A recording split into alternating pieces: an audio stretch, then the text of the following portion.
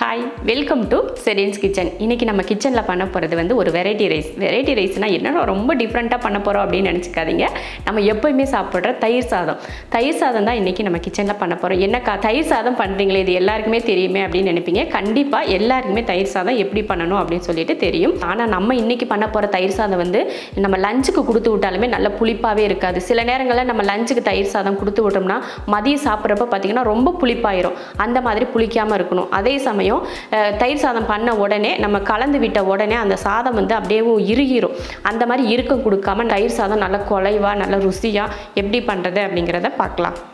இந்த டம்ளரில் ஒரு டம்ளர் அரிசி அரை மணி நேரமாக ஊற வச்சு எடுத்திருக்கேன். இப்போ இதில் தண்ணி சேர்த்துக்கலாம். 1 2 3. இதில் ஒரு டம்ளர் அரிசிக்கு நம்ம நார்மலாக பார்த்திங்கன்னா 1க்கு 2 தான் ஊற்றுவோம். ஆனால் நான் இப்போ வந்து 1க்கு 3 ஊற்றிருக்கேன். கொஞ்சம் உப்பு.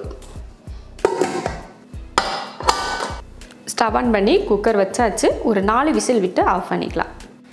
பாருங்கள், நல்ல சாதம் வந்து குலைவாக வேக வச்சு எடுத்திருக்கேன் பாருங்கள். இப்போ இந்த கரண்டியை வச்சு நம்ம இந்த மாதிரி மசிச்சு விட்டோம்னா நல்லா குலைவாயிரும். பாருங்கள், நல்லா சாதம் வந்து எவ்வளோ குலைவாயிருச்சு பாருங்கள். நம்ம இந்த மாதிரி தண்ணி கொஞ்சம் அதிகம் வச்சோம்னா நமக்கு பிசைஞ்சு இந்த மாதிரி கலந்து விடுறப்போ சீக்கிரமாக சாதம் வந்து மசிஞ்சிரும். அதுக்காக தான் கொஞ்சம் தண்ணி எக்ஸ்ட்ரா வச்சு நம்ம வேக வைக்கிறோம். அவ்வளோதான். இப்போ இதில் என்ன பண்ண போகிறோன்னா பால் ஊற்றிக்கலாம். இந்த கப்பில் 3/4 கப் பால். நான் தயிர் எதில் ஊற்ற போகிறேனோ அதே கப்பில் பார்த்திங்கன்னா 3/4 கப் பால் எடுத்திருக்கேன். அதை சேர்த்துக்கலாம். பால் சேர்த்துட்டு கலந்து விட்டுறோம்.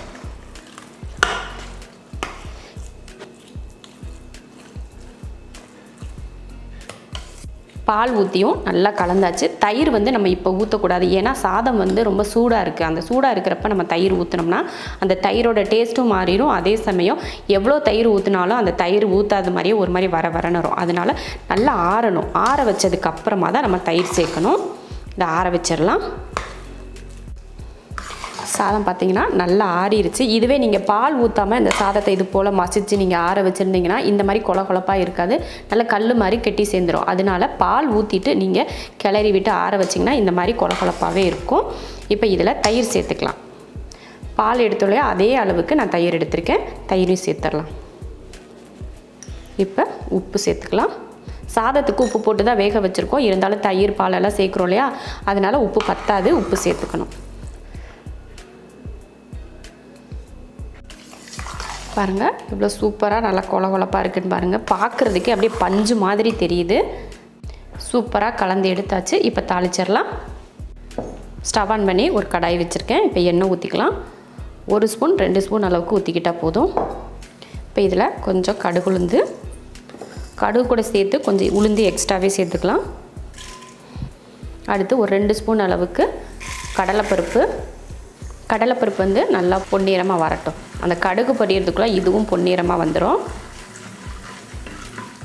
கடுகு பொரிஞ்சதுமே பச்சை மிளகாய், கொஞ்சமாக இஞ்சி,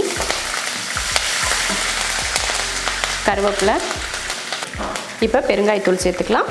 இப்போ நம்ம வந்து பெருங்காயம் சேர்த்துக்கலாம். நான் வந்து இன்றைக்கி டிடி பெருங்காயம் தான் யூஸ் பண்ண போகிறேன். டிடி பெருங்காயம் வந்து 125 வருஷமாக பெருங்காயம் தயார் பண்ணிகிட்டு இருக்காங்க.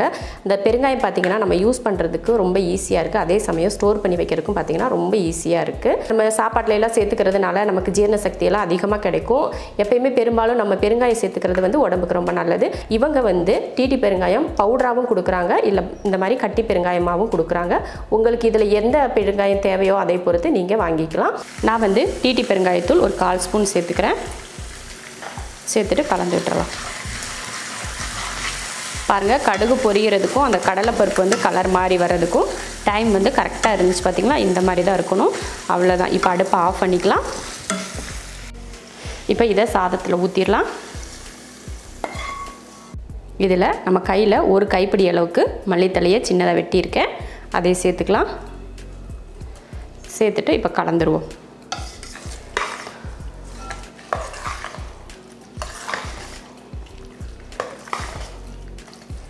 அவ்வளோதான். பாருங்கள், சூப்பரான ஒரு தயிர் சாதம் ரெடி ஆயிருச்சு.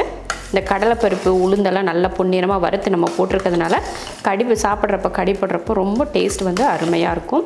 அதே போல் மல்லித்தலையும் இந்த மாதிரி நீங்கள் கட் பண்ணி போட்டிங்கன்னா அந்த மல்லித்தலையோட மனமும் அவ்வளோ அருமையாக இருக்கும். அருமையான ஒரு தயிர் சாதம். இது தொட்டுக்கிறதுக்கு வறுவல், உருளைக்கிழங்கு வறுவல், இல்லைனா சேனக்கிழங்கு வறுவல், இது மாதிரி ஏதாவது ஒரு வறுவல் நீங்கள் செஞ்சுட்டு இதை வச்சு சாப்பிட்டீங்கன்னு வச்சுக்கோங்க, அவ்வளோ அருமையாக இருக்கும். நம்ம பாலும் தயிரும் சரி சமமாக ஊற்றிருக்கோம் இல்லையா, அந்த அப்படி ஊற்றுறதுனால என்ன ஆகும்னா நம்ம எவ்வளோ நேரம் வச்சுருந்தாலும் வந்து சாதம் வந்து புளிச்சு போகாது. நீங்கள் இதுவே லஞ்சுக்கெல்லாம் கொடுத்து விடணும் அப்படின்னு நினச்சிங்கன்னா தாராளமாக இதே மெத்தடில் செஞ்சு நீங்கள் கொடுத்து விடலாம். மதிய நேரத்தில் தயிர் அந்தளவுக்கு புளிக்காது, கரெக்டான புளிப்பு நமக்கு இருக்கும். அவ்வளோதான். இதே போல் தயிர் சாதம் நீங்களும் செஞ்சு பார்த்துட்டு எப்படி இருக்குன்னு சொல்லிவிட்டு கமெண்ட்டில் சொல்லுங்கள். பிடிச்சிருந்தா லைக் பண்ணிவிட்டு ஷேர் பண்ணிவிட்டு நம்ம செரின்ஸ் கிச்சன் சேனலை சப்ஸ்கிரைப் பண்ணி பக்கத்தில் இருக்க பெல் ஐக்கானை கிளிக் பண்ணி வச்சுக்கோங்க.